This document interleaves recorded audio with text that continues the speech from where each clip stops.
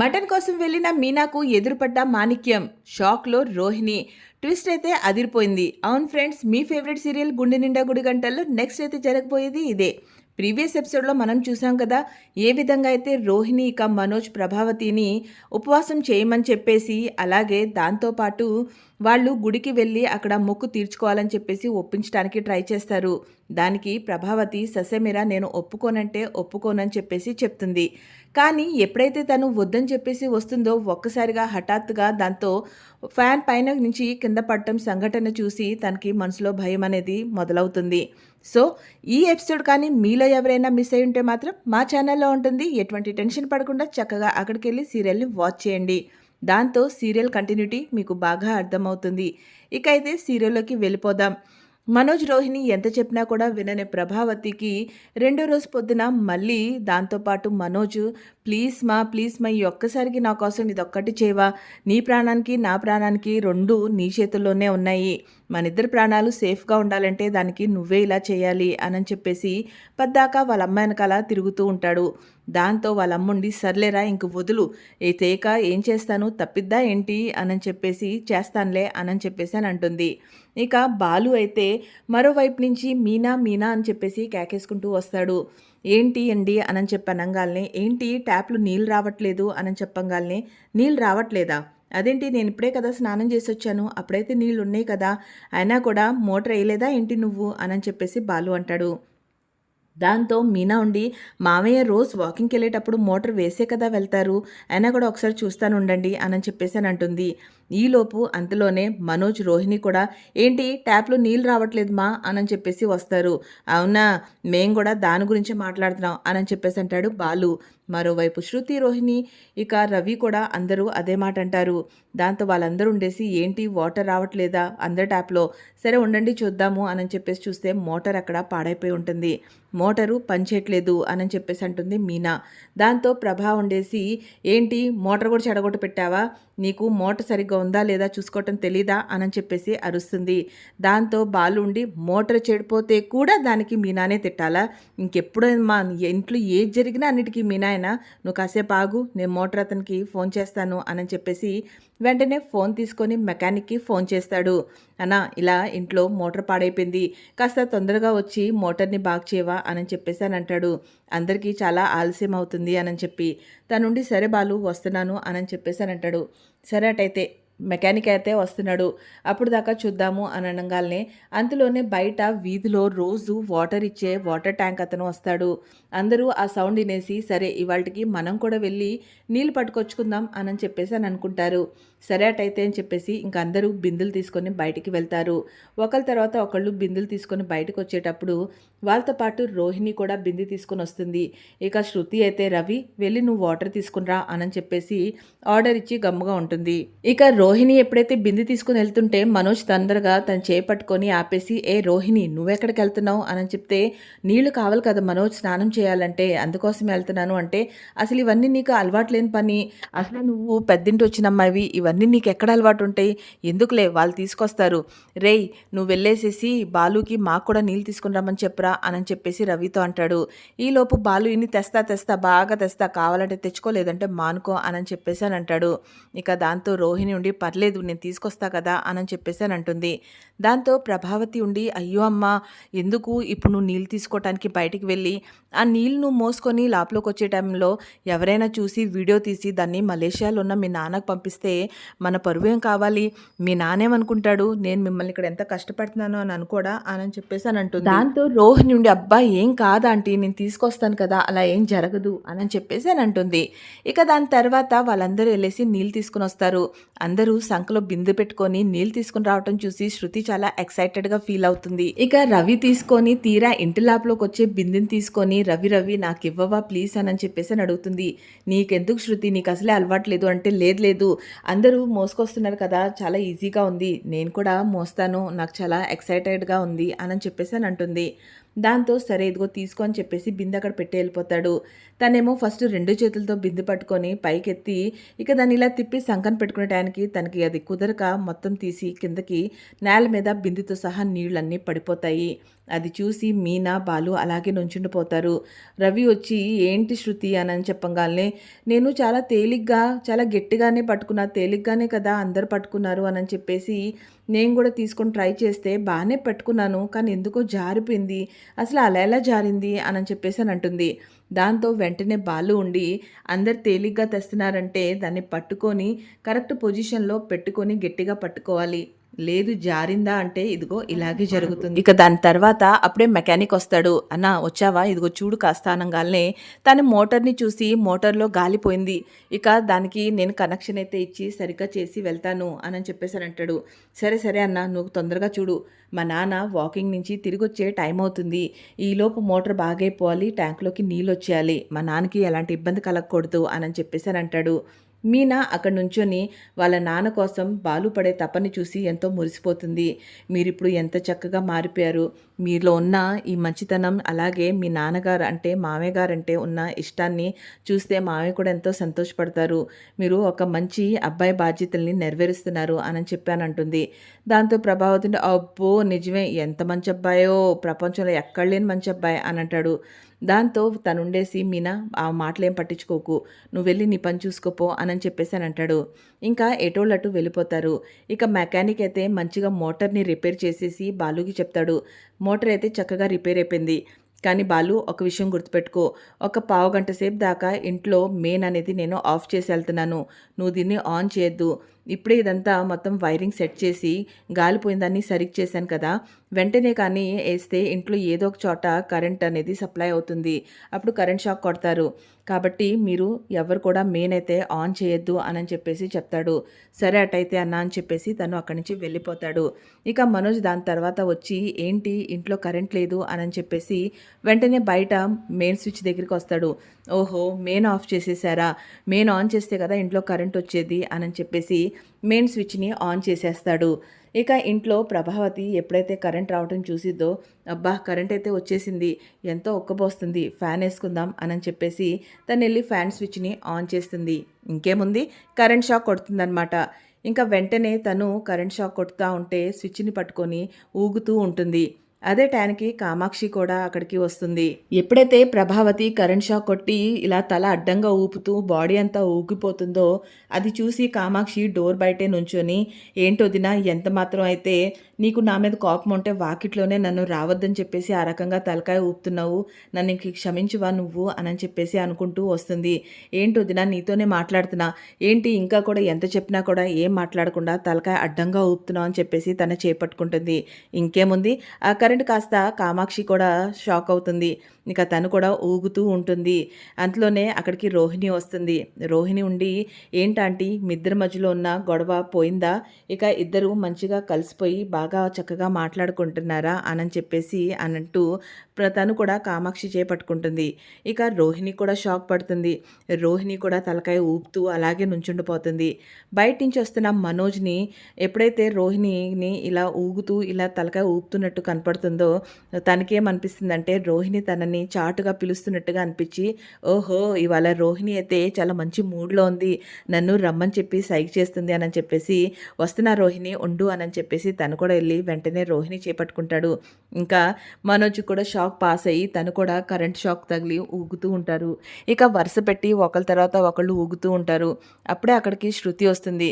శృతి వచ్చి చూసి, ఓహో వీళ్ళందరికీ కరెంట్ పాస్ అయిందా అని చెప్పి తన చేతిలో ఉన్న టవల్ తీసుకొని వాళ్ళని గట్టిగా ఇలా కొడదామని చెప్పేసి ఆలోచనతో కొడుతుంది. అది షాక్తో టవల్ కూడా పాస్ అయ్యి తను కూడా షాక్ కొడుతూ ఉంటుంది. ఇక తను కూడా ఊగిపోతుంటే అప్పుడే రవి వచ్చి, అయ్యో శృతి ఏమైంది అని చెప్పేసి ముందు వెనక ఆలోచించకుండా తను చేపట్టుకుంటాడు. ఇక వరుస పెట్టి ఇంట్లో అందరికీ షాక్ కొడుతుంది. అందరూ ఒకళ్ళనొకళ్ళు పట్టుకొని ఊగిపోతూ ఉంటారు. అదే సమయానికి మీనా అక్కడికి వస్తుంది. చూస్తుంది, తనకు అర్థమవుతుంది కరెంట్ షాక్ తగిలి అందరూ ఒకళ్ళ తర్వాత ఒకళ్ళు ఇలా పట్టుకొని ఊగుతున్నారు అని చెప్పి. వెంటనే గబగబా పరిగెత్తుకుంటూ కిచెన్లోకి వెళ్ళి కర్రకి సంబంధించిన ఏం వస్తుందా అని చూసి రొట్టెల కర్ర తీసుకుంటుంది. ఇంకా తీసుకోగానే వెంటనే అక్కడికి వచ్చి చూస్తే ఎవరి దగ్గర నుంచి సప్లై అవుతుందా అంటే ప్రభావతి కాడి నుంచి సప్లై అవుతూ ఉంటుంది. ఇక తను ఒక సెకండ్కి భయపడుతుంది. మళ్ళీ వెంటనే అత్తయ్య సారీ, మీరు మాత్రం నన్ను అపార్థం చేసుకోవద్దు, నేను ఇప్పుడు ఇలా కొట్టకపోతే ఈ కరెంట్ పాస్ అవుతూనే ఉంటుంది అని చెప్పేసి లాగిచ్చి తన చేయి మీద ఎక్కడైతే స్విచ్ మీద పట్టుకొని ఉంటుందో గట్టిగా ఒక దెబ్బ వేస్తుంది. ఆ దెబ్బతో అందరూ అందరూ కరెంట్ షాక్ పాస్ అయ్యేది కాస్త ఆగిపోయి కింద పడిపోతారు. ఇక దాని తర్వాత బాలు అక్కడికి వస్తాడు. ఏంటి మీనా ఏమవుతుంది అని అంటే, ఏం లేదండి అందరికీ కరెంట్ షాక్ తగిలి ఒకళ్ళ తర్వాత ఒకళ్ళనొకళ్ళు పట్టుకొని ఇలా షాక్లో ఊగిపోతూ ఉన్నారు. ఇక అత్తయ్య చేయి మీద గట్టిగా నేను రొట్టెల కర్ర తీసుకొని కొట్టాను. అప్పుడే వీళ్ళందరికీ షాక్ అనేది పోయింది అనంగానే, ఏదైతే షాక్ పోయింది కదా, అయినా కూడా నాకు ఒక విషయం అర్థం కాదు, ఇంట్లో మెయిన్ ఆపేసింది కదా, మెయిన్ ఎవరు ఆన్ చేశారు అని చెప్పగానే వెంటనే మనోజ్ ఉండి నేనే ఆన్ చేశా అని అంటాడు. దాంతో బాలు ఉండి మోటార్ అతను చెప్పాడు కదా కనీసం పావుగంట సేపు దాకా స్విచ్ ఆన్ చేయొద్దని చెప్పేసి అనంటే, ఆ విషయం నాకైనా తెలుసా, నువ్వైనా చెప్పావా అనంగానే, సరే అటైతే ఇంట్లో అందరికైతే షాక్ కొట్టింది, ఇప్పుడైతే ప్రమాదం తప్పింది, మీనా నువ్వురా నాకు టైం అవుతుంది, నేను వెంటనే ట్రిప్కి వెళ్ళాలి అని చెప్పేసి అని అంటాడు. ఇక అంతలోనే సారీ అత్తయ్య అని చెప్పేసి మీనా అక్కడి నుంచి వెళ్ళిపోతుంది. ఇక కామాక్షి అక్కడ కూర్చుంటే ప్రభావతి ఉండి ఏంటి అనంటే, ఏంటి ఇంకా కూడా నాతో మాట్లాడవా, నీ మూలన నాకు కరెంట్ షాక్ కూడా తగిలింది, ఇంకా కూడా నన్ను క్షమించవా అంటే, రేయ్ నేను తనతో మాట్లాడట్లేదు, తన్ని నేను ఇంకా క్షమించలేదు, వెళ్ళిపోమని చెప్పరా ఇక్కడి నుంచి, నేనైతే తనతో మాట్లాడను అని చెప్పేసి అని అంటుంది. దాంతో వెంటనే కామాక్షి ఉండి సర్లే నేను చూస్తాగా, నీకు నాతో అవసరం పడకుండా ఉంటుందా ఏంది, అప్పుడు నువ్వు వస్తావుగా అప్పుడు చెప్తా, సర్లేరా నేనైతే వెళ్ళిపోతున్నా అని చెప్పేసి తను అక్కడి నుంచి వెళ్ళిపోతుంది.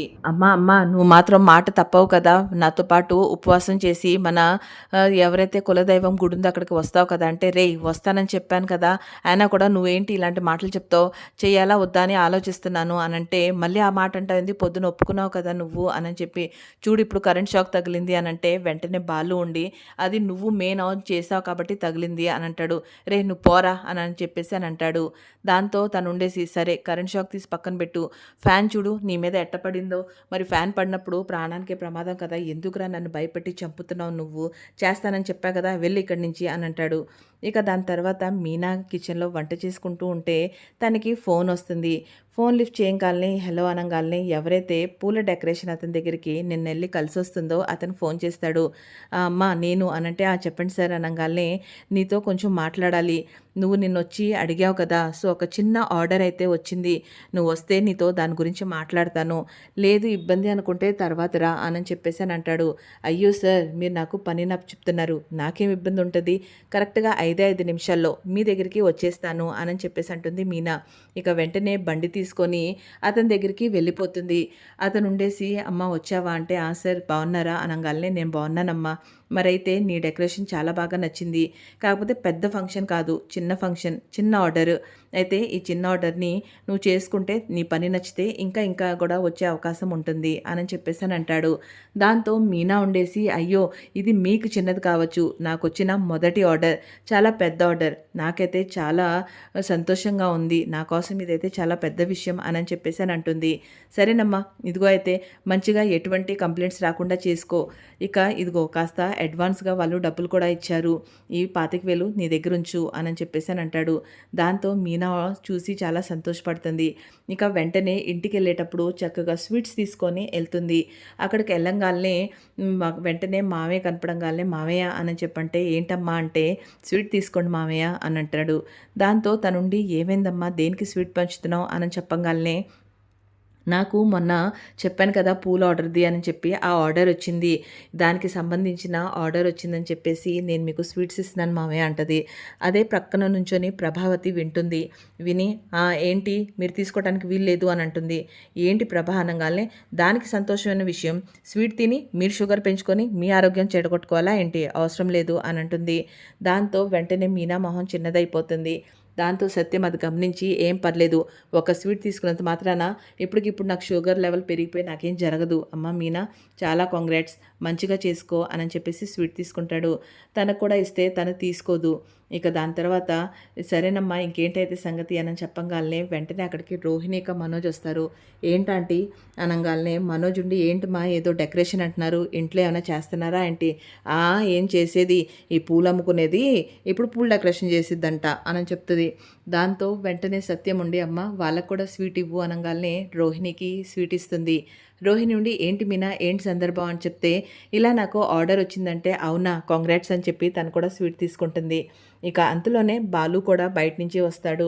"ఏవండి" అని చెప్పంగానే, "ఏంటి మీనా, ఏంటి స్వీట్స్" అనంటే, "మొన్న నేను మీకు చెప్పాను కదా ఆర్డర్ గురించి, ఆ ఆర్డర్ అయితే నాకు వచ్చిందండి" అనంగానే, "అవునా, ఏది చెయ్యవు చెయ్యవు" అని చెప్పేసి ఎంతో సంతోషంగా మీనా చేయి తీసుకొని, "కాంగ్రాట్స్ మీనా, నేను చెప్పాను కదా నీకు ఖచ్చితంగా వస్తుంది" అని చెప్పేసి, "సో చాలా సంతోషం, ఇటివ్వు స్వీట్" అని చెప్పేసి తను కూడా ఎంతో సంతోషంగా స్వీట్ తీసుకుంటాడు. వీళ్ళిద్దరి మధ్యలో ఉన్న అండర్‌స్టాండింగ్ చూసి సత్యం చాలా సంతోషపడతాడు. ఇక వెంటనే తను ఇంట్లోకి వచ్చి, "చూసావా నాన్న, మీనాకి ఎంత పెద్ద విషయం అనేది జరిగింది. తనకి ఎంత మంచి డెకరేషన్ ఆర్డర్ వచ్చింది" అనంగానే, "అబ్బో! అవును పాపం, మరి చాలా పెద్ద అది ఆర్డర్ వచ్చింది. ఈమె ఇప్పుడు దీని వెనకాల లక్షలు లక్షలు, కోట్లు కోట్లు సంపాదించిద్ది మరి" అని చెప్పంగాల్నే వెంటనే బాలు, "ఏంటి అలా మాట్లాడతావు? మాకైతే ఇది పెద్ద విషయమే. మీనాకొచ్చిన మొదటి కాంట్రాక్ట్ కాబట్టి దీన్ని బాగా గ్రాండ్‌గా సెలబ్రేట్ చేసుకోవాల్సిందే" అని చెప్పేసనంటారు. అంతలోనే సత్యం ఉండి, "మంచిగా పొగడలేనప్పుడు కనీసం దాన్ని దిగదించినట్టుగా వాళ్ళకి మాట్లాడటం మాత్రం చేయకు" అని చెప్పంటాడు. దాంతో తనుండి, "మీరు ఇట్టాగే సపోర్ట్ చేయండి. మీరు ఇలా సపోర్ట్ చేయటం వల్లనే ఇది ఇప్పుడు బండేసుకొని ఇల్లిల్లు తిరిగి ఇంట్లో ఉండకుండా ఊరంతా తిరుగుతూ చక్కగా పూలిస్తున్నానని చెప్పేసి ఊరంతా తిరిగేసొస్తుంది. ఇప్పుడు అక్కడ ఇచ్చే కాస్త కళ్యాణ మండపాల్లో కూడా తిరగటం మొదలుపెట్టింది. ఇంకేముంది, ఇంకెప్పుడు కూడా ఇంట్లో ఉండదు, ఎటువంటి పని కూడా చేయదు" అని చెప్పేసి అనంగాల్నే మీనా అలాగే చూస్తూ ఉంటుంది. "ఇంట్లో పనంతా నేనే కదా చేస్తున్నాను, మళ్ళెందుకు మీరు అలా మాట్లాడుతున్నారు" అన్నట్టుగా. ఇక దాంతో వెంటనే తనుండేసి అంటుంది, "ఇదేమన్నా పెద్ద విషయమా ఏంటి? దీనికోసం పెద్ద సెలబ్రేషన్స్ చేసుకుంటున్నారు. పెద్ద పని, పెద్ద బిజినెస్ అంటే అది ఎవరిది? మనోజ్‌ది, ఇక రోహిణిది. వాళ్ళకి సొంత పార్లర్ ఉంది. అలాగే వాడికి సొంత షాప్ ఉంది. అలా సొంతగా ఉండాలి కానీ ఇంటింటికి తిరిగి కళ్యాణ మండపానికి వెళ్ళి తిరిగేది దాన్నేమైనా పెద్ద బిజినెస్సా లేకపోతే ఏంటి? దానికి ఇంట్లో కలిసి అందరూ తెగ సందడి చేసేస్తున్నారు" అని చెప్పేసి అని అంటుంది. దాంతో సత్యం ఉండి, "నువ్వు ఇంకెప్పటికీ మారవా" అని చెప్పేసి అని అంటాడు. దాని తర్వాత వెంటనే బాలు ఉండేసి, "ఏం కాదు మీనా, ఎవ్వరు ఏదనుకున్నా సరే నీకొచ్చిన మొదటి ఆర్డర్ చాలా గొప్ప విషయం. నాకైతే చాలా పెద్ద విషయం. కాబట్టి దీన్ని మనం సెలబ్రేట్ చేసుకుందాం. చక్కగా ఇంట్లో అందరికీ బిర్యానీ చెయ్యి. అందరం దీన్ని సెలబ్రేట్ చేసుకుందాం" అని చెప్తారు. దాంతో తనుండి, "ఇంతమందికా" అనంటే, "అంతే, ఇంట్లో వాళ్ళతో పాటు నీకు పూలిచ్చిన వాళ్ళు, నీ ఫ్రెండ్స్ అందరికీ చెయ్యి" అంటే, "ఇంతమందికి చేయాలంటే కాస్త కష్టమండి" అంటే వెంటనే రవి ఉండి, "పర్లేదులే వదినా, నేను నీకు హెల్ప్ చేస్తా" అనంటాడు. దాంతో ప్రభావతి ఉండి, "ఏం అవసరం లేదు. నువ్వు చక్కగా నీ ఆ రెస్టారెంట్‌కెళ్ళు. ఇప్పుడు నీకు లేట్ అవ్వట్లేదా" అని అంటుంది. దాంతో మీనా ఉండి, "పర్లేదులే రవి, నేనే చేసుకుంటానులే" అని చెప్పేసి అని అంటుంది. ఇక వెంటనే బాలు ఉండి, "ఇదిగో ఈ డబ్బులు తీసుకొని ఎళ్ళేసి చక్కగా నువ్వు చికెన్ అయితే చికెన్, మటన్ అయితే మటన్, నీకేది నచ్చితే అది తెచ్చుకోపో" అని అంటాడు. దాంతో మీనా ఉండి, "అవసరం లేదండి, ఒక్క నిమిషం ఆగండి" అని చెప్పేసి గబగబా వెళ్ళి తన పర్సులోంచి అడ్వాన్స్ ఇచ్చిన రూ. 25,000 తీసుకొనొచ్చి బాలు చేతికి ఇస్తుంది.